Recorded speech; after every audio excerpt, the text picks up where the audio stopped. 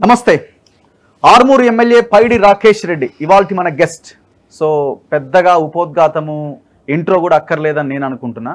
So డైరెక్ట్గా ఆయన్ని స్టూడియోలోకి ఆహ్వానిస్తున్నా ఇంటర్వ్యూలోకి. Sir నమస్తే. రాకేష్ రెడ్డి గారు నమస్తే. రఘు ఎట్లా ఉన్నారు? బాగున్నారా? చాలా బాగున్నాను. శత్రువులు కోరుకున్న దానికన్నా ఎక్కువ బాగున్నాను. మీకు శత్రువులు ఉన్నారా? వచ్చిందే మొన్న కదా, మొన్ననే ఎమ్మెల్యే అయిన తర్వాత అప్పుడే శత్రువులను కూడా తయారు చేసుకున్నారా, లేకపోతే మీ శత్రువులు బిజినెస్ లో ఉన్న శత్రువులా? బిజినెస్ ఇస్ ఓవర్ అయిపోయింది. బిజినెస్ అనేది కదా అయిపోయింది, అవుట్డేటెడ్. రాజకీయ రంగంలో ఎన్నుకున్నప్పుడు ఇంకా ప్రజలే పరమావధి. ఎవరా శత్రువులు? ఎక్కడి నుంచి తయారయ్యారు?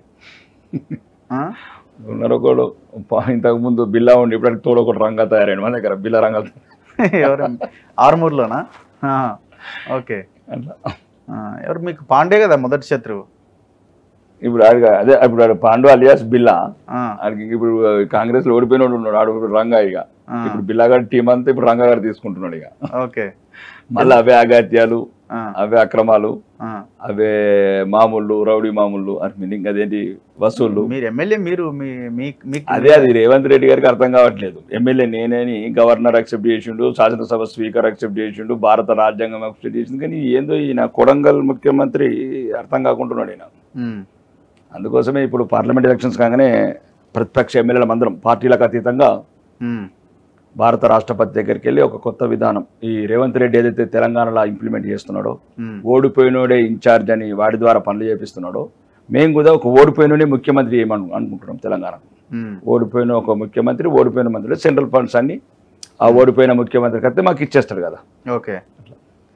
ఏం పెత్తనం ఉంది వాళ్ళది? ఇన్ఛార్జ్ అసలు మొత్తం ఆ పార్టీకి వాళ్ళు ఇన్ఛార్జ్ అయ్యిండు. అవమానం. అన్నిటికన్నా ముఖ్యం అధికారులని ఏదో వాళ్ళ దగ్గర డబ్బులు తీసుకుంటే వాళ్ళు అపాయింట్ చేసుకోవటం, పోలీస్ వ్యవస్థ కానీ మిగతా అధికారులను కానీ అందరినీ వాళ్ళ ఇష్టం ఉన్న అపాయింట్ చేసుకోవటం, నిధులు SDF నిధులన్నీ వాళ్ళ ఓడిపోయినోడితో ఇప్పించడం, ఊర్లలో వాళ్ళే శంకుస్థాపనలు చేసుకోవడం, వాళ్ళే కొబ్బరికాయలు కొట్టుకోవడం. అంటే ఈ రాజ్యాంగ విలువలు తెలియని ముఖ్యమంత్రి, 33 జిల్లాలు సమానంగా చూస్తానికి కొడంగల్కే పరిమితమైన ముఖ్యమంత్రి, అబద్ధాల కోరు, తెలంగాణ ప్రజలని ఒక 420 గాళ్ళకి అవమానించి వంచినోడు. మీరు కావాలంటే ప్రపంచవ్యాప్తంగా చూడండి, ఆ వీడియోలను చూపిస్తాను. 9వ తారీఖు సంతకం పెడతాను, మీరు బ్యాంకులకు వెళ్ళండి రైట్ మొత్తం. అంటే ఇంతకుముందు ఒక నైతిక విలువలు లేని నాయకుడు అయితే కావచ్చు, రాజకీయ జీవితంలో విలువలు లేని మనిషి కావచ్చు, కానీ ఒక రాజ్యాంగమైన ఉన్నతమైన పదవులో అధిరోహించిన తర్వాత మనుషులు మారాలి. అంతకుమించి ఏముంటుందండి? ఆయన బహిరంగంగా మాట్లాడుతున్నాడు. లేదు ఓడిపోయినోడే అక్కడ ఉన్న ఎమ్మెల్యే అన్న తర్వాత ఆటోమేటిక్గా సిస్టమ్ కొలాప్స్ అయిపోయింది. అంటే మీరు ఏం నడుస్తలేదా? పోలీసులు మీ మాట వింటలేదా? పోలీసులు ఇడవటమా? మేము పోరాడుతున్నాము. అధికారులు మీ మాట వినట్లేదా? ఇప్పుడు రాకేష్ రెడ్డి ఫోన్ చేస్తే అధికారులు ఫోన్ ఎత్తలేరా? ఫోన్ ఎత్తినా ఎత్తకున్నా దానికి ఏ రకమైన సమాధానం ఏంటంటే వాళ్ళకు బలహీనులు. ఆ బలహీనం చేసిండు. ఎందుకంటే ఈయన మారుతాడేమో అనుకున్నాను. ఎందుకంటే పాపము సెక్రటరీకి రానియలేదు. డ్రోన్ కేసులు 2 రోజులు లోపల పెట్టింది జైల్లో. అంతకుముందు ఏదో వేరే కేసులో ఒక 1 మంత్ పెట్టిండ్రు. అంటే రాజ్యం హింసించబడ్డది, అడుగడుగున అవమానాలు పొందిండు గత ప్రభుత్వంలో. ఈయన ప్రభుత్వంలో కొద్దిగా గుణపాఠమై ఆయన ఏదైతే అనుభవించిండో ప్రతిపక్ష వాళ్ళకి అంత అవమానకరంగా పరిస్థితులు రావేమో అనుకున్నాను. మాకు తెలంగాణ అసెంబ్లీలో కూడా మొదటి ప్రసంగంలో చెప్పిండు, శాసన వ్యవస్థ ద్వారా ఏర్పడిన ద్వారా శాసనసభలకు సరైన గౌరవం వస్తుంది. అది 100% తుంగలు దొరికిండు. నేను కాకుండా ఈ రోజున్న ఇప్పుడు ప్రతిపక్ష ఎమ్మెల్యేలు వెళ్ళి ఆయన్ని కలిసినప్పుడు కూడా దానికి ఆయన ఆన్సర్ ఇచ్చిండు కదా, ఎవరైనా నా దగ్గరికి రావచ్చు, కలవచ్చు, మీకు కావాల్సిన నిధులు తీసుకెళ్లొచ్చు, అన్ని రకాలుగా మేము సహాయపడతాం, మొన్నటి గవర్నమెంట్ లాగా కాదు అని చాలా క్లియర్ గా ఆయన మీడియా ముందే చెప్పారు కదా. నేను ఇప్పుడు ఒకటి రగ్గారు, రాజకీయ వివాదాలు తప్ప మా మధ్యన వ్యక్తిగతం ఏముండయి. మేము ఉత్తర తెలంగాణ వాళ్ళం, వాళ్ళు దక్షిణ తెలంగాణ వాళ్ళు. ఎప్పుడైతే మా దురదృష్టము ఈ తెలంగాణలో రేవంత్ రెడ్డి నాయకత్వంలో ఈ రాష్ట్ర ప్రభుత్వం ఏర్పడటం, తెలంగాణ ప్రజలు ఇప్పటికే 10 సంవత్సరాల నుంచి ఒక నరకం అనుభవించారు. ఆ శ్వాస పీల్చుకున్న లెవెల్లో దుర్మార్గులు మళ్ళీ దొరికినట్టు దక్షిణ తెలంగాణ దోసుకుపోతున్నారు. నేను చెప్పడం కాదు, మార్చి 8 పేపర్ చూడండి. నేను ప్రజలు ఆయన ముఖ్యమంత్రి అప్పుడే ఉన్న చిన్న తెలంగాణలో స్ప్లిట్ తీసుకొస్తే ఎట్లా అండి? అంటే ఒకటేనండి, ఈ చిన్న తెలంగాణలో ఇంత స్ప్లిట్ తీసుకొస్తే ఎట్లా? అంటే మా ఆర్మూర్లో పేదలు లేరా? ఆర్మూర్లో ఇల్లు లేని వాళ్ళు లేరా? ఆర్మూర్లో కాలేజీలు అవసరం ఉన్న వాళ్ళు లేరా? ఆర్మూర్లో ఆడపిల్లలు లేరా? హాస్టల్లో అద్దె కొంపెలలో లేరా? నేను ఇప్పుడు మీ ఈ వీడియో ఛానల్ ద్వారా అడుగుతున్నాను రగ్గారు. నేను తెలంగాణ అసెంబ్లీ అడిగాను ముఖ్యమంత్రి గారిని, ముఖ్యమంత్రి గారు మీరు ఏదైతే 150 కోట్లు పెట్టి ఇంటిగ్రేటెడ్ మోడల్ స్కూల్ అని తయారు చేసుకుంటున్నారు కొడంగల్లో, మోడల్ అంటే ఒక మోడల్ దక్షిణ తెలంగాణ మీరు తీసుకున్నప్పుడు ఉత్తర తెలంగాణలో మాకు తీసుకుని ఒకటి ఆర్మూరు మా దగ్గర కూడా 3000 మంది పేద పిల్లల అమ్మాయిలు అద్దె కొంపలలో మురికి గుంటల పక్కన దోమలలో పడుకుంటున్నారు. ఒక్క రూమ్లో 40 మంది పడుకుంటున్నారు, దాంట్లోనే చదువుకుంటున్నారు. ఈ పాపం మంచిది కాదు రేవంత్ రెడ్డి. ముందే రెడ్డి రాజులు, ఇంతకుముందు ఎల్మదోరలు, ఇప్పుడు రెడ్డి రాజులు. ఈ రాష్ట్రానికి పట్టిన శనే ఇల్లు. నిజాం ప్రభుత్వం నుంచి అప్పుడు దేశ్ముఖులు, జమీందారులు అప్పుడు నాశనం చేసిన తెలంగాణని. మళ్ళీ 1948 సెప్టెంబర్ 15 నుంచి మళ్ళీ ఈ రెడ్డి రాజులు, ఎల్మదోరలు. మీ ఇంటి పేరేంటి? నేను రెడ్డినే, నేను రైతు రెడ్డిలం. రాకేష్ రెడ్డి. మీకు రగ్గారు ఇప్పుడు రఘువీరారెడ్డి గారు అని యాదవ్ ఉంటాడు. ఇంతకుముందు ఆంధ్రప్రదేశ్ పీసీసీ ప్రెసిడెంట్ ఉండే, ఇంతకుముందు ఆంధ్రప్రదేశ్ మంత్రి కూడా ఉండే. వాళ్ళు యాదవ్స్ అయినా రెడ్డిస్. మేము కాపులము, కానీ రెడ్డిలను పెట్టుకుంటాం. రెడ్డిల కింద అయిపోయింది ఓసీ కిందికి. అంటే మేము వ్యవసాయం చేసే వాళ్ళము, వాళ్ళు దొరలు దొరసాన్ల టైపులు ఉంటారు వాళ్ళు, కుటుంబ సభ్యులు. కానీ వాళ్ళు వ్యవసాయాలు చేయరు, ఉన్నత వంశస్థుల్లాగా ప్రవర్తిస్తారు. మేము జమీందారు వంశస్థులమని. ఇప్పుడు నేను చెప్పిన రెడ్డి రాజులు, నేను చెప్పిన ఎల్మ దొరలు. ఇప్పుడు మా ఇళ్ళల్లో అందరూ ఆడవాళ్ళందరూ వ్యవసాయం చేస్తారు, సేద్యం చేస్తారు, పొలాలు కోస్తారు, వరి కోస్తారు, నాట్లు వేస్తారు. వాళ్ళు ఒక రకంగా జమీందారు లాగా ఉంటారు వీళ్ళు. అది కాబట్టి వాళ్ళకి మాకు తేడా. సో మీకు చాలా ఇబ్బంది అవుతుంది మీ నియోజకవర్గంలో? నాకు కాదు, ప్రజాస్వామ్యానికి ఇబ్బంది. అన్ని అందరూ బీజేపీ 8 మంది ఎమ్మెల్యేలకు ఇదే సిచ్యువేషన్, లేకపోతే కాదు ఇంకా దారుణము. అలాగే మునిగిపోయిన పడవ చూడు, 37 మంది. అలా ఇంకా మరి వాళ్ళ దారుణం ఉంది. అలా మరి చెప్పుకుంటా కదా అన్న, నువ్వు ఒక్కడమన్నా మాట్లాడుతున్నావు తెలంగాణ, నేను నాకేమున్నది, कुछ सोच के ना है, कुछ कमाने के लिए नहीं है, कुछ ओट का नोट करने का नहीं है मेरे को. ప్రజల గురించి వచ్చిన నా దగ్గర ఉన్న ఆర్మూర్ లోపల 87 పల్లెల ప్రజలకు ఒక రకమైన భయంకరమైన వాతావరణము, ఒక బానిసల్లాగా వాళ్ళని ట్రీట్ చేస్తుంటే నా పుట్టిన ప్రాంతం గురించి వచ్చాను నేను. తప్ప ఏముంటుంది, కానీ ఇట్లా ఉండకూడదని నేను ఓపెన్గా చెప్తున్నాను. చాలా ప్రతి చర్చలలో చెప్పాను, ఇది రేవంత్ రెడ్డి గారికి మంచిది కాదు. ఎందుకంటే ఉంటేనే మున్నాళ్ళ ముచ్చట. అది ఎట్లా మున్నాళ్ళ ముచ్చట? మీరు ఈ అహంకారం తలకెక్కినప్పుడు, ప్రజాస్వామ్యాన్ని అపహాస్యం చేసినప్పుడు, అవమానం చేసినప్పుడు ప్రజాస్వామ్యం కసి తీర్చుకుంటుంది. ప్రజాస్వామ్యమా లేదా బీజేపీ? ఒకటి రగ్గారు, మీరు మమ్మల్ని ఎమ్మెల్యేలకు ట్రీట్ అయినప్పుడు మిమ్మల్ని ముఖ్యమంత్రి ఎందుకు ట్రీట్ చేస్తాం మేము? మిమ్మల్ని ఇప్పుడు మీరు ఇప్పుడు యాంకర్గా ఉన్నారు, మమ్మల్ని రెస్పెక్ట్ చేస్తే మిమ్మల్ని రెస్పెక్ట్ చేస్తామంటే సిస్టమ్ అదే కదా. ఇప్పుడు ఇన్ఛార్జ్ మంత్రి ఉన్నాడు, నేను 34 గ్రామ పంచాయతీలు మా సెంట్రల్ ఫండ్స్ ఉండే, శంకుస్థాపన చేస్తుంటే చేయనీయలేదు. అంటే కొబ్బరికాయ కూడా ఫండ్స్ ఉంటే కూడా చేయనీయలేదు. ఎక్కడ శాసనసభ్యుడికి పేరుతో డైనామిక్ ఎమ్మెల్యే ఉన్నాడని. తాగునీళ్లకు డబ్బులు అంటే అది ఆపేశారు ఎస్టీఎఫ్, ఎక్కడ పేరు వస్తుందని. అరే మీరు రాజకీయం చేయాలనుకుంటే పేద ప్రజల కడుపులు కొట్టకూడదు కదా. 200 కోట్లు పని ఆపేసారు, నడిచే పని. ఇంతకుముందు నడిచింది పని అక్కడ మీ దగ్గర, మా దగ్గర. రైతులది ఎత్తిపోతల పథకాలు ఆపేసారు, అగ్రిమెంట్లు ఆపేసారు. నేను తెలంగాణ అసెంబ్లీ వేదికగా అడిగినది, పచ్చడి పొలాలు రైతులు బతకాలని. కానీ వీళ్ళకి ఉద్దేశం ఏంటంటే ఖమ్మంలో ఉన్న ఖమ్మ మంత్రి తుమ్మల నాగేశ్వరరావు వ్యవసాయ శాఖ మంత్రి, ఏది ఉన్నా అక్కడనే ఖమ్మంలో రెవెన్యూ పెట్టాలా, ఖమ్మంలో పెట్టుకోవాలా. పొంగులేటి మెడి స్టేడియం కట్టుకోవాలా. అవి ఒకటే రోజు 3 మంత్రులు 500 కోట్లు శంకుస్థాపన. ఇవన్నీ విత్ ఎవిడెన్స్ నేను ఇవన్నీ రాష్ట్రపతికి గవర్నర్కి ఇవ్వాలనుకుంటున్నా. మీరు ఒకరే అనుకుంటున్నారా? మీ పార్టీ లైన్? పార్టీ కూడా మళ్ళీ పార్టీ లైన్ ఎందుకు ఉండదండి? పార్టీ అవమానపడుతున్నది నాలాగా బహిరంగంగా. ఎందుకంటే అందరం కలిసి మాట్లాడుకుంటున్నాము ఆఫ్టర్ పార్లమెంట్ ఎలక్షన్స్. కాకపోతే గవర్నర్ని కలుద్దాం, లేకపోతే రాష్ట్రపతి కలిసి 350 కట్టుకుని స్టేట్ని బర్తరఫ్ చేద్దామని పోదాం. అట్లా కూడా అడుగుతారా స్టేట్ బర్తరఫ్ చేయాలని? రాజా డైరెక్ట్ ఓడిపోయినోడు పేరే పెట్టింది మీరు ఆర్డర్స్ ఇస్తుంటే కలెక్టర్స్. ఎక్కడ? నిజామాబాద్ లో ఓడిపోయిన ఎమ్మెల్యే అభ్యర్థి ఆయన రికమెండేషన్ తో మేము అపాయింట్ చేస్తాం. ఎక్కడ ఒక ఎగ్జాంపుల్ చెప్పండి. ఎవిడెన్స్ ఫోన్ లో చూపిస్తాను. ఎవరా పేరు చెప్పండి. ఆయన పేరు ఓడిపోయిన అభ్యర్థి వినయ్ కుమార్ రెడ్డి అని. మీ నియోజకవర్గం? అవును, ఆర్మూర్ నియోజకవర్గం. అంటే ఆయన చెప్తే మేము ఇచ్చినామని ఆర్డర్ ఇస్తున్నారు, లెటర్లు ఇచ్చారు. దీన్ని రాజ్యాంగబద్ధంగా అడుగుతాము. వీలైతే రాష్ట్రపతి దగ్గరికి వెళ్ళి ఆ 350 ఆర్టికల్ ద్వారా ఇట్లాంటి దుర్మార్గమైన పరిపాలన నడుస్తుంది ప్రజాస్వామ్యాన్ని. కానీ ఫస్ట్ ఈ ఎటువంటి విలువలు లేని, నైతిక విలువలు లేని, రాజకీయ విలువలు లేని, పూటకొక పార్టీ మార్చి, మా రోజుకొక మాట మార్చి ముఖ్యమంత్రి వాళ్ళ అవమానం పాలవుతున్నాం. దయచేసి మిమ్మల్ని టీజ్ చేస్తున్నట్టున్నారు కదా ఆర్మూర్ నియోజకవర్గంలో. అదే వాళ్ళది స్పీచ్ నా టీజ్ చేసేది, మిమ్మల్ని ఇచ్చి వదిలేస్తున్నట్టున్నారు మీరు. ఇచ్చేది లేదు, ఐఎమ్ వెరీ కూల్. నేను ఒకటి నా ఆర్మూరు ప్రజల అభివృద్ధి ముఖ్యం. రగ్గారు 1425 కోట్లు దోసుకుపోయిండు కొడంగల్ ముఖ్యమంత్రి. దానికి ప్రత్యక్ష ఉదాహరణ నేనంటే చీఫ్ సెక్రటరీ గారికి లెటర్ ఇచ్చాను. మీరు ఇండివిజువల్ గా డైరెక్ట్ వెళ్ళి ఇచ్చాను. అమ్మా 1425 కోట్లు కొడంగల్కి తీసుకున్నట్టు ఆర్మూర్ కూడా ఇవ్వండి ఉత్తర తెలంగాణకు. ఒకటి చెప్పాను, మా దగ్గర మెడికల్ కాలేజ్ కావాలా, కొడంగల్ కావాలి, మా దగ్గర ఇంజనీరింగ్ కాలేజ్ కావాలా, మా దగ్గర ఉమెన్స్ కాలేజ్ కావాలా, మా దగ్గర పేదలకు ఇల్లు కావాలా, పేదలకు పెన్షన్లు కావాలా. అద్దా మా దగ్గర పేదలు లేరా? లేకపోతే 1425 కోట్లు వాళ్ళ అన్న తిరుపతి రెడ్డి, వాళ్ళ తమ్ముడు కొండరెడ్డి డబ్బులు అయితే తీసుకుపోవచ్చు, అది అభ్యంతరం లేదు. మీ టర్న్ వస్తుంది సార్, మీ టర్న్ వస్తుంది. అట్లా మీకు మీకు అవకాశం వచ్చినప్పుడు మీకు కూడా వస్తుంది, మీ నియోజకవర్గానికి రాదంటారా? వదిలేస్తారా అట్లా? నేను అంటే అది వ్యక్తిగతంగా కాదు రగ్గారు. ఒక నైతిక విలువలు లేని వ్యక్తులు, రాజ్యాంగం పట్ల గౌరవం లేని వ్యక్తులు ఇట్లాంటి పదవులు అధిరోహించకూడదని నా కోరిక భవిష్యత్తులో కూడా. ఎందుకంటే రాజ్యాంగం ఏం చెప్పింది? అందరినీ సమానంగా చూడమని, కుల మతాలకు అతీతంగా, ప్రాంతాలకు అతీతంగా సమానంగా అభివృద్ధి చేస్తే ప్రమాణం చేస్తాడు. రాజ్య నైతిక విలువలు కోల్పోతే ఇప్పుడు మా దగ్గర కూడా అదే అంటారు, అన్న ముఖ్యమంత్రి అయితే బాగుంటుంది కదా, దోసుకురావచ్చు, నేను ముఖ్యమంత్రి అయ్యేది లేదు, చచ్చేది లేదు, పక్కన పెట్టండి, నేను ఎమ్మెల్యేగానే ఉంటాను, మన ప్రజాస్వామ్యంగా రావాల్సిన డబ్బుల గురించి కొట్లాడుతాను, వాటా గురించి. మేము పన్నులు కడతలేము మనకు. ఇప్పుడు 20,000 కోట్లు అప్పు తెచ్చిండు, దాంట్లో మా భాగం లేదా? ఉందా లేదా? ఖచ్చితంగా. మార్చి 8న నిస్సిగ్గు చెప్తున్నాడు కొడంగల్ వెళ్ళి, వాళ్ళని పబ్లిక్ కూడా బ్లాక్మెయిల్ చేస్తున్నాడు. ఏమని? నా గోతులు వెనక గోతులు తిప్పుతున్నారు మెజార్టీ తగ్గించడానికి, ప్రజల్ని బ్లాక్మెయిల్ చేయడం, అలా కాంగ్రెస్ వాళ్ళని బ్లాక్మెయిల్ చేయడం. నీ గోతులు వెనక తిప్పుతున్న మెజార్టీ తగ్గించడానికి మేము భారతీయ జనతా పార్టీగా పోటీ చేస్తున్నాం, బీఆర్ఎస్ పోటీ చేస్తున్నారు. గవర్నమెంట్ నే కూల్చడానికి ప్రయత్నం చేస్తున్నారు. కూల్చడం అనే తప్పు పదం, కూల్చడానికి తీర్మానం పెట్టి గేట్లు ఎత్తినారు కదా, మేము గేట్లు ఎత్తినామని అంటున్నారు. ఎవరు? కాంగ్రెస్ వాళ్ళు. రైట్. దానికే నేను అడిగేది ఏంటంటే, రేవంత్ రెడ్డి గారు చెప్పినా ఇంప్లిమెంట్ చేయాలి. ఆయన ఏమన్నాడు? గేట్లు ఎత్తిండా, మరి గేట్లు ఇంకేం ఎత్తిండో ఆయనకు తెలియాలా. కానీ ఆయన ఏమన్నాడు? ఈ రాజకీయంగా మన ఎలక్షన్స్ ముందుకు వెళ్ళినప్పుడు అభివృద్ధి అంతా 3 ప్రాంతాలకే చెందింది, గజ్వేలు, సిరిసిల్ల, సిద్దిపేట అన్నాడు. ఒక పక్కన ఆ పాయింట్ పక్కన పెడదాం. రెండోది, అలా మేనిఫెస్టోలో కూడా ఉండదు, మీకు కావాలంటే సెక్షన్ చూపిస్తాను. ఎవరన్నా పార్టీలు మారాలనుకుంటే రాజీనామా చేసి పార్టీలు మారాలన్నాడు ఆయన్నే.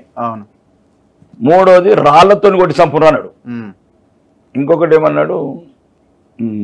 మానవ బాంబునే వేల్చేస్తా అన్నాడు ఎవరైనా టచ్ చేస్తే. ఇప్పుడు ఈయన టచ్ చేసింది కదా, ఈయన ఏం చేయాలా? రాళ్లతో కొట్టాలా? రేవంత్ రెడ్డి చేసింది ఆయన, మీరా? మేము కాదండి. 5-6 నెలలకు మించి గవర్నమెంట్ ఉండే అవకాశం లేదు.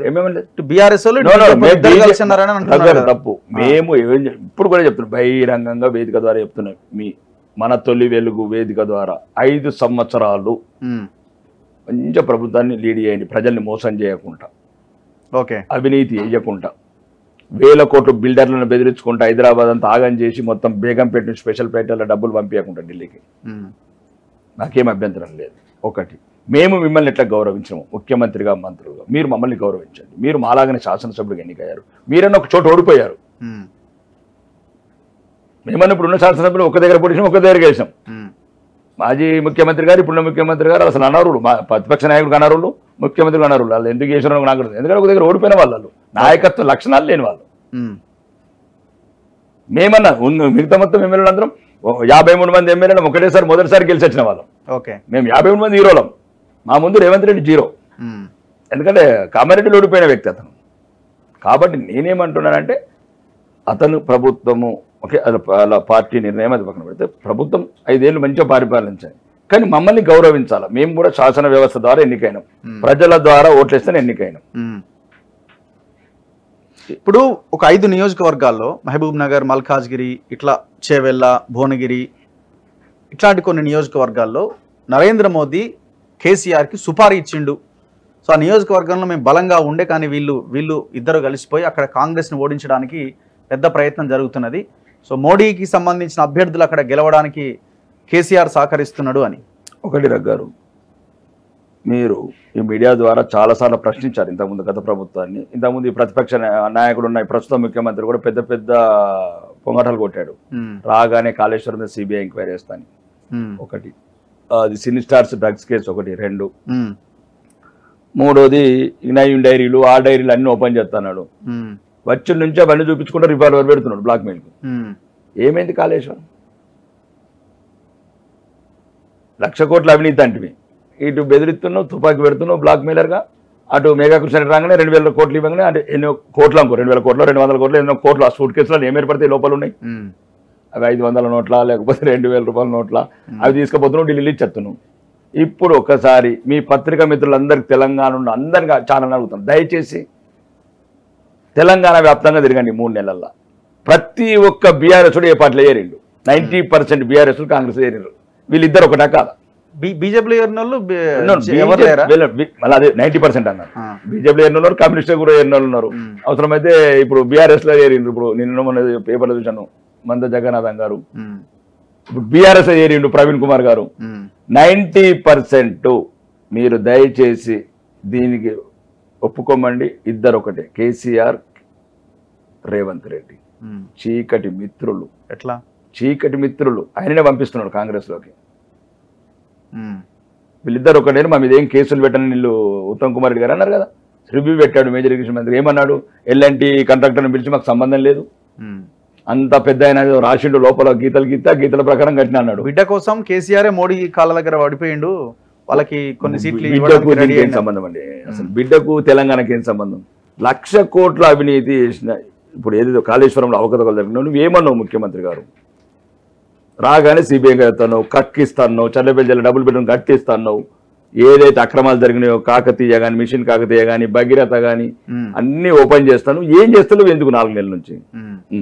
స్టార్ట్ చేసిండు కదా, ఏం చేసిండు? కమిటీలు కాళేశ్వరం మీద కమిటీ చేసిండు, మొత్తం ప్రజలను మోసం మీద కమిటీ చేసిండు, ప్రజలను మోసం చేసి తెలంగాణ ప్రజల అమాయకత్వాన్ని ఆసరా చేసుకొని గద్దెనెక్కిన మోసగాడు. డిసెంబర్ 9 నాడు తెలంగాణ రైతుల్ని నట్టేట ముంచిండు. ప్రపంచంలో ఇంతవరకు ఏ రాజకీయ నాయకుడు కూడా రేవంత్ రెడ్డి లాగా మోసం చేయలేదు. బహిరంగంగా చెప్పిండు, మీరు బ్యాంకులకు వెళ్ళండి, వెంటనే తీసుకొచ్చుకోండి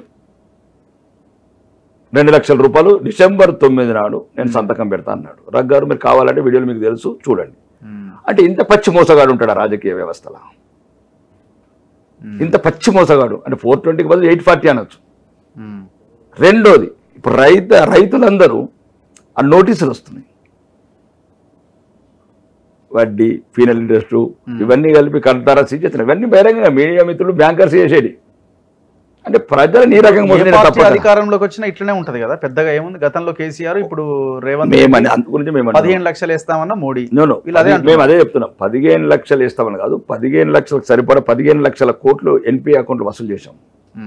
మేము డైరెక్ట్ ఇచ్చే బదులు ఒక లాంటి చినాబ్ లాంటి బ్రిడ్జులు కాశ్మీర్లో, అటల్ సేతు లాంటి బ్రిడ్జులు, రామసేతు లాంటి బ్రిడ్జులు, బొంబాయిలో అండర్ గ్రౌండ్ బ్రిడ్జులు, 8 లైన్ల తార్ రోడ్లు, ఇవన్నీ అట్లాంటి 15 లక్షల కోట్లు ప్రజల డబ్బు ప్రజలకి డైరెక్ట్ ఇచ్చే బదులు దానికి అభివృద్ధి పదంలో ఉపయోగించాం. ఎక్కడ మీరు చూడండి, మన ఉద్దండు పాలెంలో ఫ్లైట్లు తెచ్చిన రోడ్ల మీద. కాంగ్రెస్ ప్రభుత్వంలో గేదెలు పోకపోతుండే, పశువులు 2 రోజులు ఉండే. ఇది రెండు మీరు మాట్లాడేది. ఎందుకంటే ఇప్పుడు చూడండి ఆయన ఏం మాట్లాడుతాను నిస్సిగ్గుగా. ఇవి ఈరోజు చూశాను, తెలంగాణ మొక్కనట, తెలంగాణలో మొలిచిన మొక్కనట. మొలిచిన మొక్కని ఢిల్లీకి వెళ్ళి ఒకళ్ళు నరకడానికి, గజ్వేల్ నుంచి ఒకళ్ళు నరకడానికి వెళ్ళినట గొడ్డలు తీసుకొని. గజ్వేల్ అనేది ఎప్పుడో గొడ్డలు పడేసిండు, గొంగలు పడేసిండు. ఆయన యాడున్నాడో పెద్ద మనిషి ఎటు తిరుగుతున్నాడు ఆయనకు అర్థం కాకుంటున్నది. ఇక ఢిల్లీ నుండికి ఏమంటే కాంగ్రెస్ హైకమాండ్ మన వాటాలలో తేడాలు వచ్చి వాళ్ళు రావాలి. రేవంత్ రెడ్డి నువ్వు ప్రత్యేకంగా రేవంత్ రెడ్డి గారు తెలంగాణ మొక్క కాదు, కొడంగల్ గంజాయి మొక్క. అంత పెద్ద మాటలు 100%. ఎక్కడో మీకు ఏదో ఎక్కడో ఇగో దెబ్బతిన్నదా, లేకపోతే ఎక్కడో హర్ట్ అయినారు బాగా? మీరు ఎక్కడో బాగా హర్ట్ అయినట్టున్నారు. అలా కదా, అపాయింట్మెంట్ ఇవ్వలేదా? మాట్లాడతా అంటే ముఖ్యమంత్రి కలిస్తే మన అన్నాడా? ఆయన ఎందుకమ్మంటాడు? ఆయన ఎమ్మెల్యే, నేను ఎమ్మెల్యే, ఆయన ముఖ్యమంత్రి. అదే ముఖ్యమంత్రి లాగా ప్రవర్తించమంటున్నా నేను. ముఖ్యమంత్రి లాగా ప్రవర్తించి మాకు నైతిక విలువలు బోధించు, కొత్త శాసన సభ్యులకు నైతిక విలువలు బోధించు, మాకు స్ఫూర్తిగా నిలువు, మాకు అభివృద్ధి పథంలో 100 కోట్లు నువ్వు కొడంగల్ కొండపోతే 101 కోట్లు ఆర్మూర్కి ఇవ్వు, ఒక స్కూల్ కొండపోతే మాకు స్కూల్ ఇవ్వు. కాదు 1400 కోట్లు కొండపోయినావు కదా, మాకు 140 కోట్లని. అంటే ఏంటంటే ఇంత దారుణం? 10 సంవత్సరం ఇప్పుడు వచ్చాడు చెప్పండి దయచేసి. ఒక్క పెన్షన్ ఇచ్చాడు ఇప్పటివరకు? ఒక్క రేషన్ కార్డు ఇచ్చాడా? ఒక్క ఇల్లు కట్టాడా? ఎలక్షన్ కోడ్ వచ్చింది, ఇస్తాడేమో తర్వాత. ఇప్పుడు నేనేమైంది, ఏ కోడ్లు వస్తాయా కోళ్ళు రావా, దానికే సంబంధం కోడ్. ఇప్పుడు కార్లు అయితే వచ్చినాయి కదా, మంచిగా నల్లటి కార్లు. కొన్ని రోజులు ఏమవుతుంది? పాత కార్లు తిరుగు ఏమవుతుంది? మంత్రులు కూడా ఎందుకు పోతున్నారు బంగ్లాలకు? ఉండడానికి ఇవన్నీ చేసిన బండి బంగ్లాలో లేరా? ఇంతకుముందు ఇళ్ళలో లేరా? ఇళ్ళనే కూర్చున్నారు కదా 10 ఏళ్ళు. ఇప్పుడు కేసీఆర్ అంటున్నాడు రేవంత్ రెడ్డి ఏదో ఒక టైంలో కొంతమందిని వేసుకొని బీజేపీలోకి పోవచ్చు అని. రేవంత్ రెడ్డి, నరేంద్ర మోదీ ఇద్దరు కలిసే ఉన్నారని. ఇది కేసీఆర్ యాంగిల్ ఒకటండి. ఆయనేమో సుపారీ మోదీ కేసీఆర్ కి ఇచ్చిన ఆయన, ఈయనేమో రేవంత్. ఇద్దరు చీకటి మిత్రులు. నేను పదాలు వాడను, మరి ఇబ్బందికరంగా ఉంటాయి. ఇద్దరిని వాడాలంటే దారుణంగా ఉంటాయి. ఎట్లుంటాయి? తెలంగాణ వ్యవస్థను ధ్వంసం చేసిండ్రు. ఈరోజు అవినీతి పడగ విప్పింది తెలంగాణలో ఇతను వచ్చిన తర్వాత. ఏం అవినీతి జరిగింది? మొత్తం బిల్డర్ల దగ్గర ఎంతోమంది బిల్డర్ వచ్చి మాకు చెప్తున్నారు. మీకు ఎగ్జాంపుల్ చెప్పండి. ఎగ్జాంపుల్ ఎస్ఎఫ్టీ కంటే రూపీస్ అడుగుతున్నారు. అరే ఇగో ఎక్కడంటే వాడు ఆడుంటాడు బతకనిస్తారని. ఎస్ఎఫ్టీ ఎందుకు మీరు మీడియా ఎందుకున్నారు? ఇల్లు అడగండి బిల్డర్ అని. కాదు, ఎస్ఎఫ్టీ 100 రూపీస్ 1000 కోట్లు వస్తుంది. అప్పుడే కూడా వస్తుంది. తర్వాత కౌంటర్లు స్టార్ట్ అయినాయి. కౌంటర్లు స్టార్ట్ అయిపోయినాయి. డెలివరీలు స్టార్ట్ అయిపోయి భారతదేశానికి ఫీడింగ్ ఇస్తున్నది ఇప్పుడు తెలంగాణ. ఇప్పుడు కాంగ్రెస్ మొత్తం దేశవ్యాప్తంగా ఇది ఎలక్షన్ ఫండ్ ఉన్నది, ఇక్కడ నుంచి ఇస్తున్నారు. ఓకే, అరే ఇక్కడే రాష్ట్రం అంతా ఆర్థిక సంక్షోభంలో ఉంది. ఇక్కడ నుంచి బిల్డర్ దగ్గర వసూలుకి ఏం సంబంధం అండి? ఆర్థిక సంక్షోభం మీద అతని కొడంగల్కు దక్షిణ తెలంగాణ సరిపోతున్నాయి, నల్గొండకు నిధులు పోతాయి, ఖమ్మంకు నిధులు పోతాయి, మహబూబ్నగర్ నిధులు పోతాయి. ఆ మహబూబ్నగర్ కూడా సగం మహబూబ్నగర్ కొడంగల్ అంతే. ఆయన జూపల్లి కృష్ణ ఆయన కూడా దోసుకుపోతాడు. అంతా ఇలా వీళ్ళు గట్టి పెట్టుకున్నారు ఇక్కడ అని. మేము అందుకో ఉత్తర తెలంగాణ చూడండి, మంచి మాకు ఎక్కడెక్కడ బీజేపీ గెలిచిందో పాపం వాళ్ళ కర్మ కాలింది. కాంగ్రెస్ వాళ్ళది మంత్రి పదవి కూడా రాలేదు. మేము ఆదిలాబాద్ లో బీజేపీ గెలిచింది, అక్కడ మంత్రి పదవి రాలే.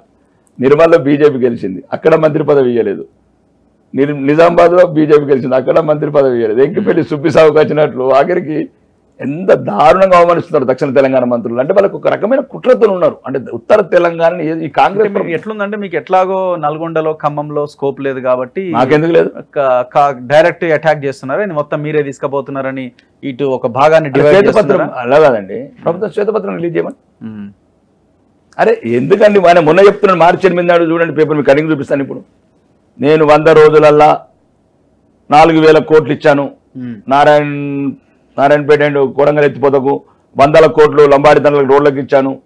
మెడికల్ కాలేజ్ ఇచ్చాను, ఇంజనీరింగ్ కాలేజ్ ఇచ్చాను, వెటర్నరీ కాలేజ్ ఇచ్చాను, మహిళా కళాశాలలు ఇచ్చాను. ఆయనే చెప్తున్నాడు 3 నెలలు ఎంత దూసుకొచ్చినా చూడు బాగా చెప్తున్నాడు. నేను అదే అడుగుతున్నాను, నువ్వు చెప్పింది అని నేను చెప్తున్నాను. ఒక్కటి మాత్రం అండి, ఈ రేవంత్ రెడ్డి వల్ల మళ్ళీ రాష్ట్రం సంక్షోభానికి పోతుంది. మళ్ళీ ప్రత్యేక రాష్ట్ర కోరికలు బలపడతాయి. ఈ రకంగా ఈ మంత్రులు ఖమ్మం మంత్రులు సీనియర్ మంత్రులు అనుకుంటే దోసుకపోతున్నారు. నల్గొండ వాళ్ళని డైరెక్ట్ విత్ ఎవిడెన్స్ అని చూపిస్తాను. నేను ఇప్పుడు మనం కోమటిరెడ్డి వెంకన్న డైరెక్ట్ అడిగాను, ఏంటన్నా TV9 లైవ్లో అడిగాను. లైవ్లోకి వచ్చాడు, మొదటి మాట నిలబెట్టుకున్న కోమటిరెడ్డి అన్న, మరి మా మాట ఎప్పుడు నిలబెట్టుకోవాలన్నా డైరెక్ట్ అడుగుతున్నా, తప్పేముంది? మొదటి మాట నిలబెట్టుకున్న కోమటిరెడ్డి 100 కోట్లు. ఇప్పుడు ఉత్తర తెలంగాణ బీజేపీ లీడర్ గా మాట్లాడుతుండొచ్చు, కానీ ఇక్కడ దక్షిణ తెలంగాణలో ఉన్న బీజేపీ లీడర్ ఏమంటున్నాం, ఉత్తర తెలంగాణ అన్యాయం అవుతున్నది. ఒకటి డెవలప్మెంట్ ఫండ్స్ వరకే మాట్లాడతాం. ఉత్తర తెలంగాణ అవమానం మొత్తం తెలంగాణ అవమానపరుస్తున్నాడు రేవంత్ రెడ్డి గారు. నువ్వు ఒకటండి రేవంత్ రెడ్డి గారు, ప్రజాస్వామ్యంలో తప్పేముంది? ఎమ్మెల్యేని అగౌరవపరిచినప్పుడు అవమానపరిచినప్పుడు ఎమ్మెల్యేలో అవిశ్వాస తీర్మానం పెడతాం అందరం, తప్పేముంది? అందరం శాసనసభ్యుడు అగౌరవపరిచిన వాళ్ళు ఎవరైతే అవమానాల పాలవుతారో చాలా మంది చెప్పుకుంటున్నారు, బాగా కాదు, పద్ధతి కాదు, ఇతన్ని వచ్చినాక మారుతుందేమో అనుకున్నాం, ఇంతకుముందే ఇంత దారుణంగా ఉండే ఇంకా అంతకన్నా దారుణం చేశాడని. ఇప్పుడు మీరు చెప్పండి, మీ ఎమ్మెల్యేలు కూడా పోయి కలిసిరు కదా, ఇప్పుడు పాల్వాయి హరీష్ వెళ్ళి కలిసిండు, డెవలప్మెంట్ గురించి కలిసిండు. అదే అంటున్నాను, డెవలప్మెంట్ మీరు కూడా వెళ్ళి కలవచ్చు. నేను సీఎం పేజ్లో 10 లెటర్లు ఇచ్చాను. నేను కలవడానికి ఎందుకు? రేవంత్ రెడ్డిని కలిసి చట్టపడ్డ రేవంత్ రెడ్డిని ఎందుకు కలుస్తానండి? సిస్టమ్ ఉంది, సీఎం పేషీ ఉంది, శాసనసభ్యుడిగా నా లెటర్ మీద ఇస్తున్నాడు, నాకు 10,000 ఇల్లు కావాలి, నాకు కాలేజ్ కావాలి, నువ్వు 1425 కోట్లు కొన్నావు, నాకు నేను ఎవిడెన్స్ తో ఇస్తున్నాను. నేను ఎక్కడ పిచ్చి పిచ్చి ఆరోపణలు చేయడం లేదు. ఇది దేనికైనా సిద్ధం, బహిరంగ సవాళ్ళకి ఎవరైనా రాని, అర్హతున్న ఏ శాసనసభ్యుడు రాండి, లేకపోతే మంత్రి రాండి, లేకపోతే రేవంత్ రెడ్డి తరఫు నుంచి వాళ్ళు ఎవరు వచ్చినా సరే. నేను చీఫ్ సెక్రటరీకి ఇచ్చాను, చీఫ్ సెక్రటరీ అడిగాను, ఇది తప్పమ్మా, ఇది తప్పు మేడం, ఇది ఎందుకంటే ఇట్లా చేసావు. ఇంతకుముందు ఒక పచ్చని రాష్ట్రాన్ని కాంగ్రెస్ వాళ్ళు విడగొట్టారు, వాళ్ళ వల్లనే మా బిడ్డలు చచ్చిపోయినరు. 1969లో చంపారు కాంగ్రెస్ వాళ్ళు, మళ్ళా 2000 నుంచి 15 ఏళ్ళ దాకా మళ్ళా చంపారు కాంగ్రెస్ వాళ్ళు, మళ్ళా మా బిడ్డలు చంపుతారు ఉత్తర తెలంగాణలో. ఇంతకుముందే తుపాకీ మూతలతో ఇనుపపూట చప్పులతో తెల్లారని రోజు లేదు మా బతుకులల్లా. మళ్ళీ ఈ పగబట్టినరు ఇది దక్షిణ తెలంగాణలో. ఏమవుతుందంటే అభివృద్ధి లేకపోతే అశాంతి మొదలవుతుంది, ఉద్యోగం లేకపోతే నిరుద్యోగం మొదలవుతుంది, నిరుద్యోగము నైరాశ్యము ఇదంతా కలిపి మళ్ళా చాలా జంగాలు అంటాడు. ఇప్పుడు దేశంలో ఎలక్షన్స్ జరుగుతున్నాయి 543 నియోజకవర్గాల్లో, తెలంగాణలో 17 స్థానాలు. దేశంలో ఎట్లుంటది, తెలంగాణలో ఎట్లుంటది, మీ అంచనా ఏంటి? దేశవ్యాప్తంగా అంటే ఒకటే రకారం, దేశం చాలా మొదటి ఎడ్డి దేశం కాదు, కాంగ్రెస్ పరిపాలించిన ఎడ్డి దేశము, వాళ్ళు చెప్తున్న ఎడ్డి దేశం కాదు. వాళ్ళ స్వార్థానికి దేశాన్ని నైరు 10 సార్లు రాజ్యాంగ సవరణ చేసి, ఇందిరాగాంధీ గారు 28 సార్లు రాజ్యాంగ సవరణ చేసి ఎమర్జెన్సీ పెట్టి, రాజీవ్ గాంధీ గారు 10 సార్లు రాజ్యాంగ సవరణ చేసి, సోనియా గాంధీ గారు 7 సార్లు రాజ్యాంగ సవరణ చేసిన వ్యక్తుల కుటుంబం. ఆ దేశాన్ని సర్వనాశనం చేసిన కుటుంబము ఆ పార్టీ. ఇప్పుడు 10 సంవత్సరాల నుంచి ప్రపంచవ్యాప్తంగా భారతదేశ గౌరవం ప్రపంచవ్యాప్తంగా ఒక విరజన ఎట్లా పెరిగింది అంటే ఇప్పుడు పేదరికం పోయిందా? పేదరికం మిడిల్ క్లాస్ ఫ్యామిలీ 20 కోట్ల మంది ఫస్ట్ టైం స్టాటిస్టిక్ పేదరికంలోనే ఉంది దేశం అని 20 కోట్ల మంది పేదరికం నుంచి పైకి వచ్చారు ఈ 10 సంవత్సరాలు. నేనే తప్పు చెప్పట్లేదు. ఛత్తీస్గఢ్ కావచ్చు, కాంగ్రెస్ పరిపాలన కావచ్చు. కాంగ్రెస్ ఎక్కడ ఉందండి? ఇది ఉన్నదే 2 రాష్ట్రాలు. అది మైనార్టీని రెచ్చగొట్టి మేము కూడా కాండ్లం అవుతాము, మన తర్వాత ఎట్లా మేము కూడా మతం మారుతామని చెప్పి గెలిచిన వీళ్ళు. మీరు అట్లనే గెలుస్తున్నారు కదా, వాళ్ళని అడ్డం పెట్టుకునే కదా. ఒకటి రగ్గారు, మీరు ఒక్కసారి ఈ వేదిక ద్వారా చెప్తున్నాను, ఎవరైతే ఈ ఛానల్ చూస్తున్నారో మన తొలి వెలుగు, మమ్మల్ని ఏదైతే భారతీయ జనతా పార్టీ మతత్వం అంటున్నారో, దయచేసి ఇది ఒక్కసారి మీరు భారతదేశంలో ఉన్న ప్రతి పల్లెని తిరగండి, 750 జిల్లాలను తిరగండి. మా మతాన్ని అడుగడుగున అవమానిస్తున్నారు 75 సంవత్సరాల నుంచి. మా ధర్మాన్ని అడుగడుగున కూలగొడుతున్నారు. మేము మతానికి ధైర్యం చెప్పి కాపాడుకుంటున్నాం. మత విస్తరణ ఆ పార్టీలు చేస్తున్నాయి. మీరు వెళ్ళండి వేరే మతాలు. మా ఊర్లో ఒక చర్చ్ ఉండే 4 చర్చిలైనవి, ఒక మసీదు లేకుండే 3 మసీదులైనవి. దేశవ్యాప్తంగా తిరగండి. 1940లో 88 మసీదులు ఉండే, ఈరోజు 6 లక్షల మసీదులైనవి, లక్షలాది చర్చిలైనవి. మత విస్తరణ వాళ్ళు చేస్తున్నారా, మేం చేస్తున్నాం? ఎందుకు ఇట్లా బహిరంగంగా అంత అబద్ధాలు? అట్లా అబద్ధాలు ఆడకూడదండి. ఇప్పుడు 1940 దయచేసి రగ్గారు, అప్పుడు క్రిస్టియానిటీ ఎంత ఉంది, ముస్లిమ్స్ ఎంత ఉన్నారు, హిందువులు ఎంత ఉన్నారు, ఏ రేషియో ప్రకారం 2024 వచ్చే వరకు ఏకమైంది. నేనేమంటలేను, ప్రతి ఊర్లో ప్రతి ఒక్కరు రేపు టోల్ ఫ్రీ నెంబర్ పెట్టండి. వాళ్ళ ఊర్లో వచ్చిన 50-60 సంవత్సరాలు వచ్చిన మార్పులేంటి? ఏ మతం విస్తరిస్తున్నది, ఏ మతం మత ప్రబోధం చెప్తున్నది, ఎవరు చర్చిలల్లో రండి అంటున్నారు, ఎవరు మసీదులలో ఇస్లాం స్వీకరించండి అంటున్నారు. మేము అక్కడ కొట్టంగా తిట్టంగా కాశ్మీర్లో చంపంగా పాత బస్తీలో చంపంగా అట్లాంటి ఏమంటారు అది వెస్ట్ బెంగాల్లో చంపంగా యూపీలో చంపంగా ఒక్కొక్క రౌడీగాడు 100 మటర్లు చేశాడండి. వాడి మసీదుకు పోయి వాడి సమాధికి పోయి మొక్కుతాడు. ఆడ ఓడిపోయినోడు ముఖ్యమంత్రి ఎవడు అఖిలేష్ యాదవ్, ఆ డింపుల్ యాదవ్ మొక్కుండ్రా, రామజన్మభూమి మొక్కుండ్రా, పాపాలు పోతాయి. మీ రాముణ్ణి మొక్కుండ్రా అంటే సమాధులు మొక్కుతారు మర్డర్ చేసిన వాళ్ళది. రాముణ్ణి మొక్కరు, రామ మందిరం ఇష్టం లేదు, రామ మందిరం కట్టద్దు అంటారు. 60 టెంట్లలో పెడితే మేము ప్రపంచవ్యాప్తంగా హిందువులం ఒక దేవుని ఎక్కడన్నా పాకిస్తాన్లో ఒక మసీద్ గురించి కోట్లు కొట్లాడతారండి? ఎక్కడన్నా ఉందా?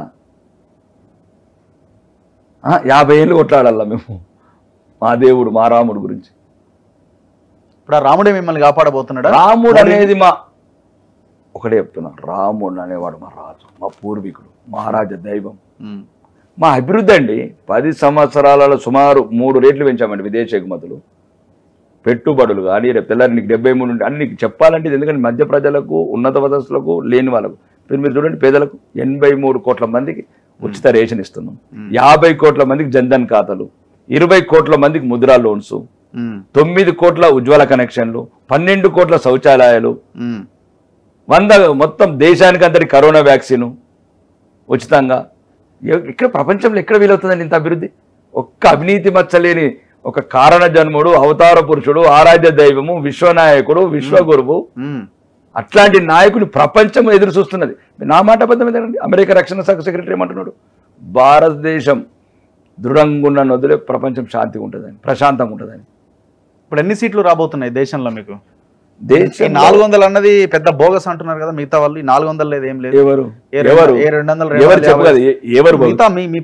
అసలు కాంగ్రెస్ ఉనికుంది ఎక్కడన్నా? అసలు మీరు ఎక్కడన్నా చూసారా?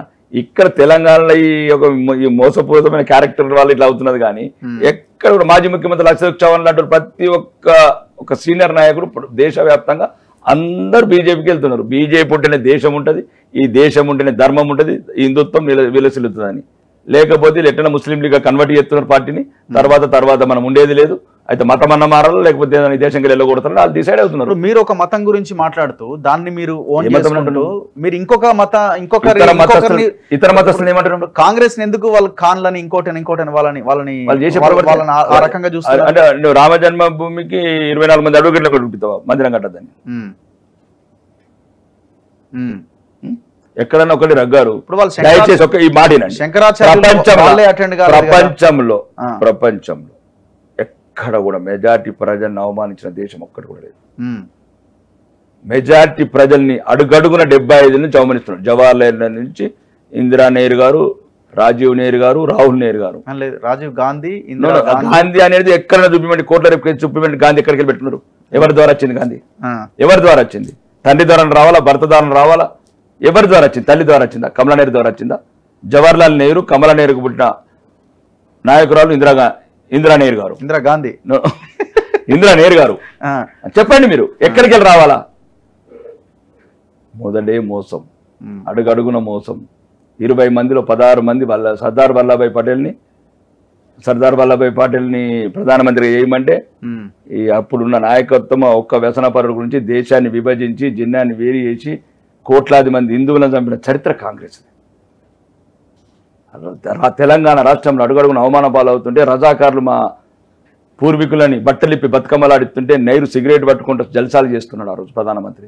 తన దేశంలో ఒక రాష్ట్రం తల్లడిల్లుతున్నది, వేలాది మంది కత్తులకు బలవుతున్నారు, కాశీమరజు సేనలకు బలవుతున్నారని తెలిసి కూడా ప్రతిస్పందించని ప్రధానమంత్రి ఎవరండి ఆయన?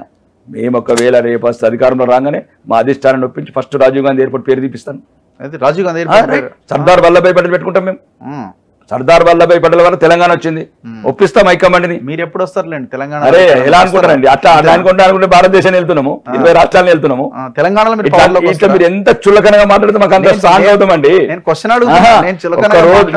మాట్లాడండి, మమ్మల్ని రెచ్చగొట్టండి, అయితేనే మా హిందువులకు బుద్ధి వస్తుంది, సిగ్గు వస్తుంది. సిగ్గు శరం లేకుంటున్నాం కదా హిందువులము. 85% నుండి 8 సీట్ల పరిమితమైనము, 15% నుండి 7 సీట్లకి అయిండు. అనండి మమ్మల్ని, అనండి, ఇంకేమేమంటారు అన్ని అనండి హిందువులని. మా హిందువుల కన్నా సిగ్గు వస్తుంది, శరం వస్తుంది. ఒకడు తిడతాడు, అదేంది చెంగిచెర్రలు వచ్చి తండుతారు, ఓలి చేసుకోకపోతే కొడతారు. ఒక్కరు రాడు, ప్రతిపక్షపు రాడు, కాంగ్రెస్ రాడు, కమ్యూనిస్టు రాడు, గవర్నమెంట్ రాడు, పోలీసు రాడు. అంటే ఏంది? చెంగిచెర్రలు ఎక్కడుంది రఘు? హైదరాబాద్లోనే. ఇది హిందువులు. మమ్మల్ని అనండి, మీ విలేకరులు అందరూ అనండి. ప్రతి ఛానల్ కొద్ది మాకన్నా బుద్ధి వస్తుంది, మాకు కూడా రక్తం మరిగి మాట్లాడితే మా హిందువులందరికీ బుద్ధి వస్తుంది. సందేశ్ కలిలా మానాలు పోతున్నాయి, కశ్మీర్ వాలీల పానాలు పోతున్నాయి. మానాలు పానాలు వెనక్కి దేశంలో ఉంటే ఎంత, బత్తెంత, సత్తెంత. మీరెందుకు ఓన్ చేసుకుంటున్నారు అంటున్నా వర్గం మొత్తాన్ని?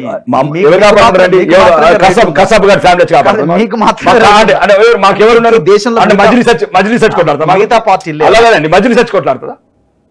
చెప్పండి. మజ్లిస్ ఎందుకు? వాళ్ళది ఒక రకమైన అదే రకం. కరెంట్ బిల్లు కట్టనీయము, వచ్చిన పోలీసులు చాలా అంటారు.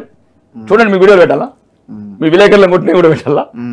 పాత బస్తీలు మీ విలేకరులు వాళ్ళేనే కాదు, మీరనే కాదు, భారత రాజ్యాంగాన్ని ప్రపంచంలో ఈ దేశంలో గౌరవించే పార్టీ ఒకటి భారతీయ జనతా పార్టీ. రాజ్యాంగబద్ధంగా చెప్పండి, ఎక్కడ మత కలహాలు జరుగుతున్నాయి?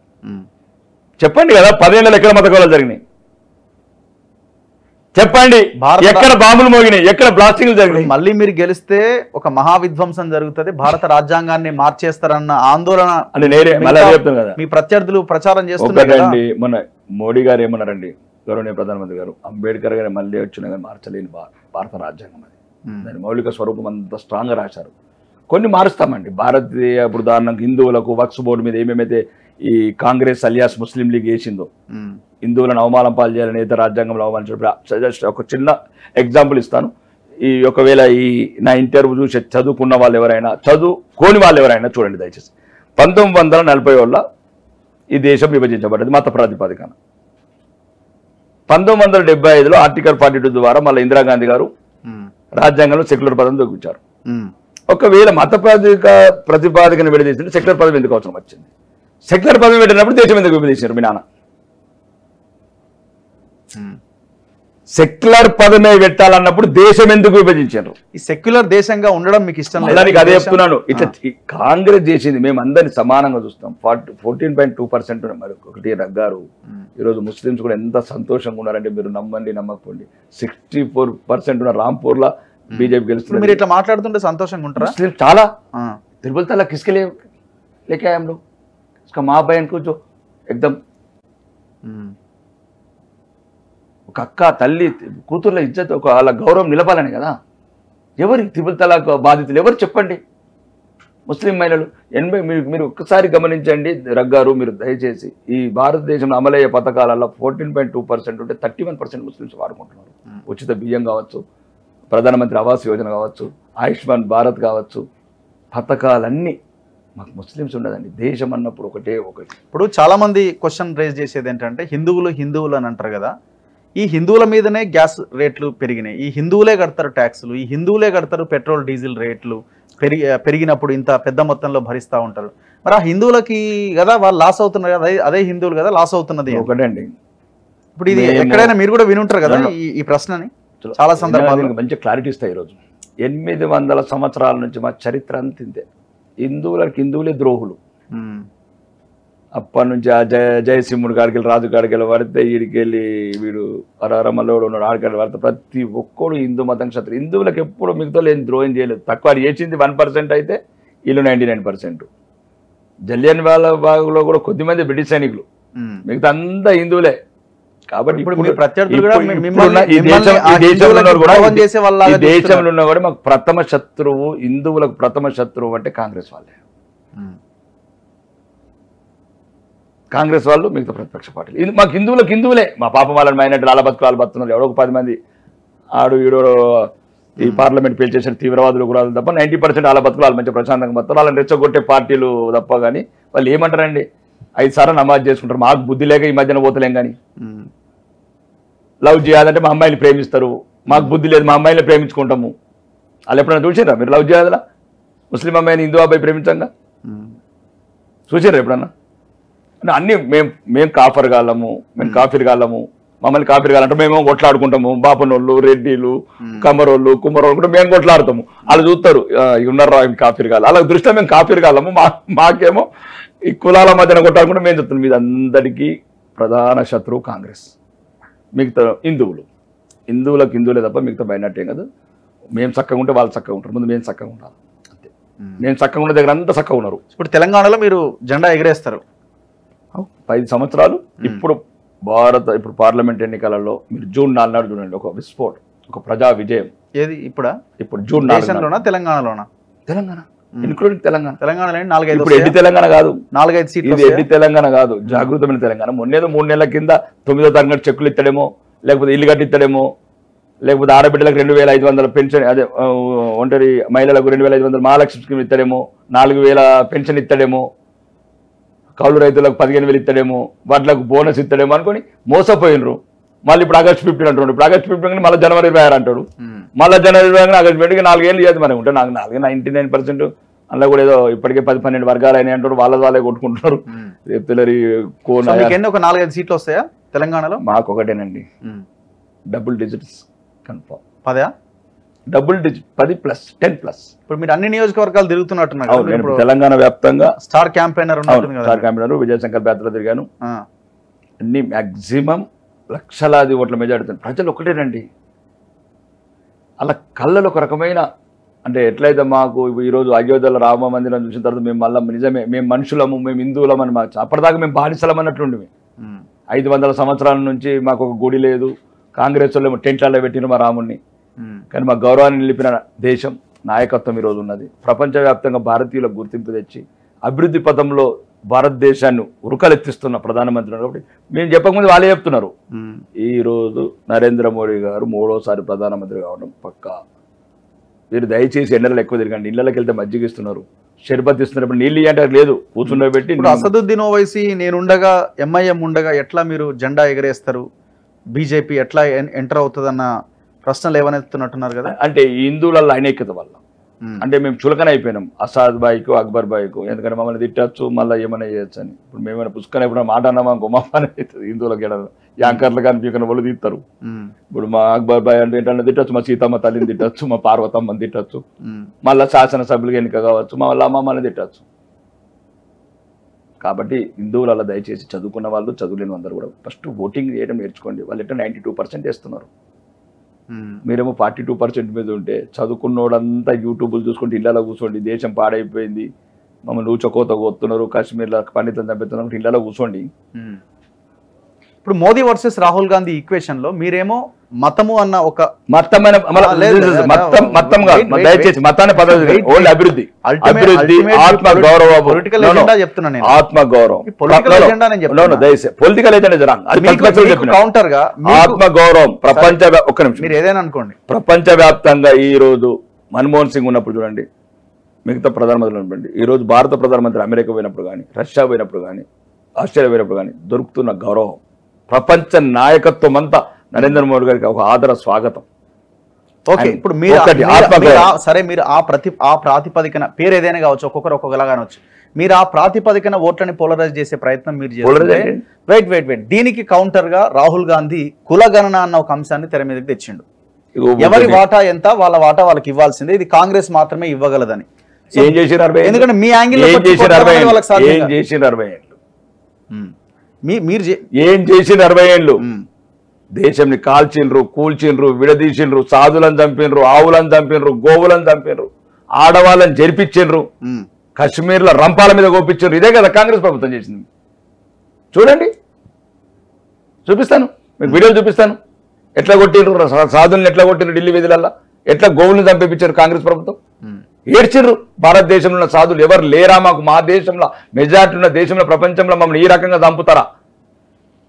చూడండి, మీకు అన్ని వీడియోలు పెడతాను. నేను అదే అంటున్నాను. ఇప్పుడు మీ లాంగ్వేజ్ లో లేకపోతే మీ వాదాన్ని కాంగ్రెస్ ఎత్తుకొని మిమ్మల్ని కొట్టడం అనేది ఇంపాసిబుల్, వాళ్ళకి సాధ్యం కాదు. సో అందుకే వాళ్ళు ఈ ఎజెండాని ఎందుకున్నారు, కులగణన, ఒకటండి జనాభా దామాషా పద్ధతిలో ఎవరి వాటా ఏంటో ఈ దేశంలో అధికారంలోకి వస్తే చేస్తామని అంటున్నారు. మీరు ఎట్లా ఢిల్లీలో అధికారం వచ్చేది లేదు, సచ్చేది లేదు, మీరు వదిలేయండి. ఆ 2 రాష్ట్రాలు అవి కూడా ఉండే తర్వాత అలా కొట్టుకొని పోతారు.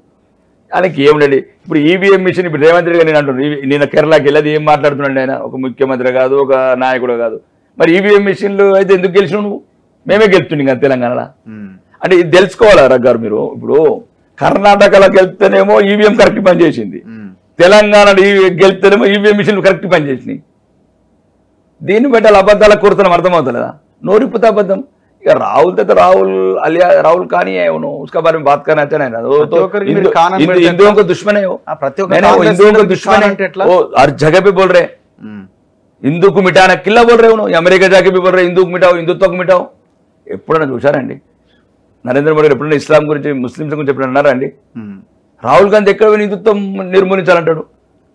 ఏం చేసుకుంటావు రాహుల్ గాంధీ? మమ్మల్ని చంపేసి చాలదా? మీ అమ్మమ్మ ఎమర్జెన్సీ పెట్టి అప్పుడు చంపింది, ఫ్యామిలీ ప్లాన్ చేసి మీ బాబాయ్ చంపిండు, దేశాన్ని విడదీసి మీ తాత చంపిండు.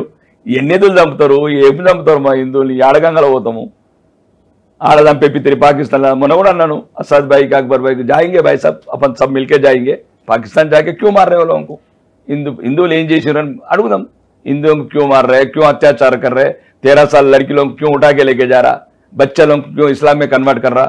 क्या गलत किया, क्या गुनाह किया हिंदुओं ने? 47 के तब भरोसा करके तो पाकिस्तान गए वो लोग। जो 20% था आज 1% में क्यों लाया?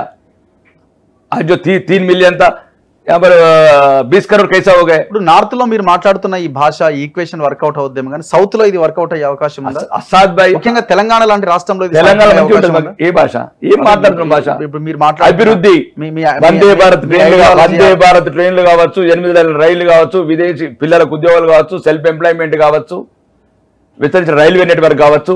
ఎక్కడండి 60 ఏళ్ళ నెట్వర్క్, 5000 కిలోమీటర్ దేశం నెట్వర్క్, రైల్వే ఎలక్ట్రికల్ దేశం, 8 లైన్ల రోడ్డు మొత్తం దేశవ్యాప్తంగా విస్తరిస్తున్నాం. రోజుకు 7 కిలోమీటర్ ఉంటే రోజుకు 55 కిలోమీటర్ తీసుకెళ్ళాం. మీకు లెక్కలు కాబట్టి 350 డెవలప్మెంట్స్ లెక్కలు ఇస్తాను. 50 కోట్ల జన్ధన్ ఖాతాలు తెరలేదు 60 ఏళ్ళ కాంగ్రెస్ వాళ్ళు. కళ్ళు మూసేసారు, కళ్ళు కట్టేసారు. హిందువులకేమో ఫ్యామిలీ ప్లానింగ్ చేస్తారు. ఇదేం ద్రోహం అండి?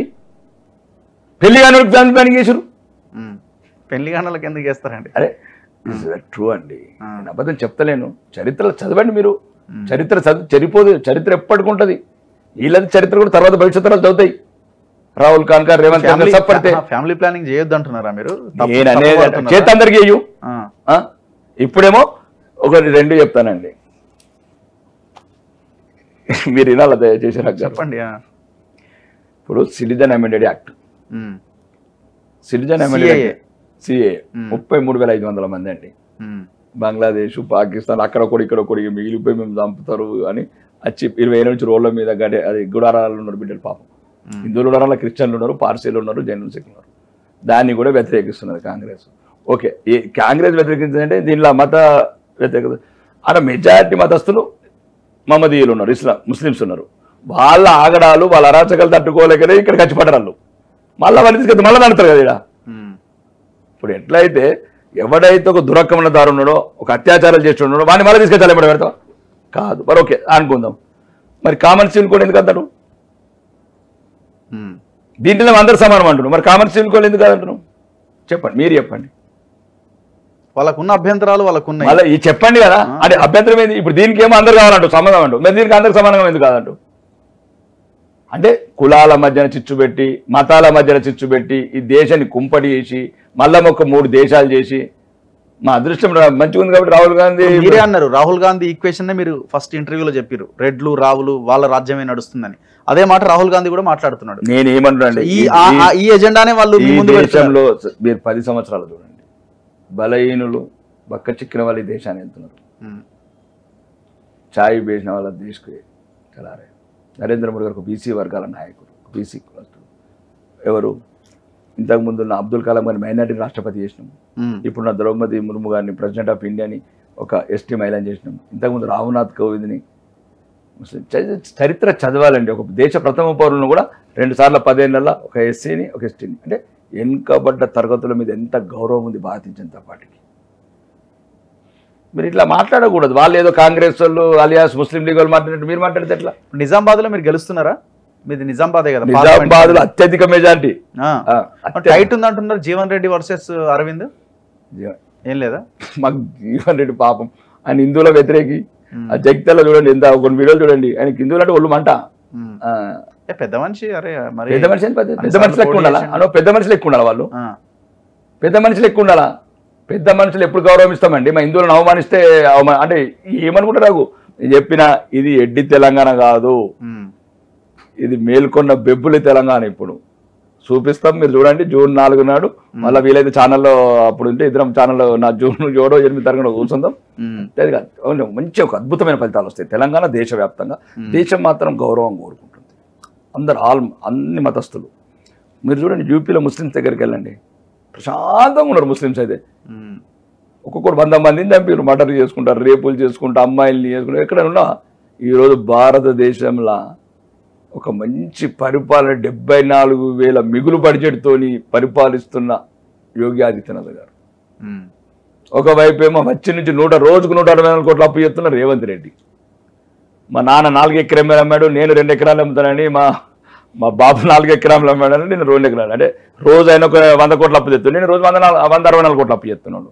అదే యోగి ఆదిత్యనాథ్ నేర్చుకోండి. భారతీయ జనతా పార్టీ విలువలు ఎట్లుంటాయి, పరిపాలన ఎట్లుంటుంది. 14% నుంచి 1%కి తెచ్చామండి ఎన్పీ అని. కాంగ్రెస్ ప్రభుత్వంలో అన్ని స్కామ్సే, coal scam, air scam, sports scam, ఆకాశం స్కాము, భూమి మీద స్కాము. మేము ఆకాశంలో చంద్రయాన్, భూలోకంలో ఇప్పుడు మళ్ళీ ద్వారకా. ఎలక్టోరల్ బాండ్స్ కూడా పెద్ద స్కామే కదా. ఎలక్ట్రికల్ బాండ్స్ స్కామే కాదు. ఒకటి అది స్కామ్. అంటే ఉదాహరణకు మేము 300 మంది ఎంపీలు ఉన్నారు, 6,000 కోట్లు వచ్చిందండి. వాళ్ళు ఉన్న 200 మందికి 14,000 కోట్లు వచ్చింది. దానికి ఏమంటారు చెప్పండి? 300 మంది అందరు దొంగలే అంటున్నాను. దొంగలు కాదు మరి, అంతే కదా. ఇప్పుడు దొంగలు అవుతారు. మరి ఎలక్ట్రికల్ బాండ్స్ ఇస్తే దొంగలు అవుతారు. ఇదే కరెక్ట్. ఇచ్చినోడు దొంగ, తీసుకున్నాడు దొంగ. ఇప్పుడు చీకటి ఇస్తారు. ఇక ఇప్పుడైతే నేరుగా ఇచ్చిండు, ఒక ఆన్లైన్ ద్వారానో ఒక చెక్ ద్వారా ఇచ్చిండు. ఇప్పుడు మొత్తం చీకటిని ఇవ్వాలా? కాంగ్రెస్ కోరుకునేది కదా. మొత్తం చీకటి వాళ్ళ జీవితాలు చీకటి, వాళ్ళ బతుకులు చీకటి, వాళ్ళ ప్రభుత్వం చీకటి, ఎమర్జెన్సీ అంటే చీకటి జీవితాలు. భారతదేశ స్వాతంత్రాన్ని కోట్ల మంది పానాలు కోల్పోయి భగత్ సింగ్ లాంటి బిడ్డలు ఉరిపెట్టుకుంటే, అల్లూరి సీతారామరాజు తుపాకీ కాల్చుకుంటే వచ్చిన స్వాతంత్రాన్ని మా ఇందిరాగాంధీ గారు ఒక్క కలం పోటుతో ఎమర్జెన్సీ విధించి ప్రజాస్వామ్యాన్ని కూని చేసిన నాయకత్వం పార్టీ అది. భవిష్యత్ తరాలు చదువుకున్న వాళ్ళు కొద్దిగా మీరు దయచేసి మేల్కొల్వండి. కాంగ్రెస్ అంటేనే ఈ దేశానికి ప్రథమ శత్రువు. కాంగ్రెస్ ఈ దేశాన్ని నుంచి విముక్తి అయితేనే ఈ దేశం ప్రశాంతంగా ఉంటుంది. ఎందుకంటే నేనంటాం కాదు, మహాత్మా గాంధీ గారు అన్నారు, శాశ్వతంగా మూసే. అప్పటికైనా అర్థమైపోయింది, ఏదో కంట్రోల్ తప్పిపోయింది, అంతా అయిపోయింది, దీన్ని మూసెత్తేనే అయిపోతా అనుకున్నాను. కానీ వీళ్ళు మరాఠీలు అందరూ వచ్చి దాన్ని ఓపెనింగ్ చేసి ఇప్పటిదాకా మమ్మల్ని హిందువులు చంపుతా ఉన్నారు. Anyway thank you very much. చూద్దాం భవిష్యత్ ఎట్లా ఉంటుంది. June 4వ తేదీన రిజల్ట్స్ 400 पार किसी हालत में 400 पार करेगा. शुद्धा. फिर 5 साल के बाद 500 पार करेगा. Thank you very Thank much you. Rakesh Reddy గారు. Thank you. ఇది ఆర్మూర్ ఎమ్మెల్యే రాకేష్ రెడ్డి గారితో స్పెషల్ ఇంటర్వ్యూ. చూస్తూనే ఉండండి మన తొలి వెలుగు.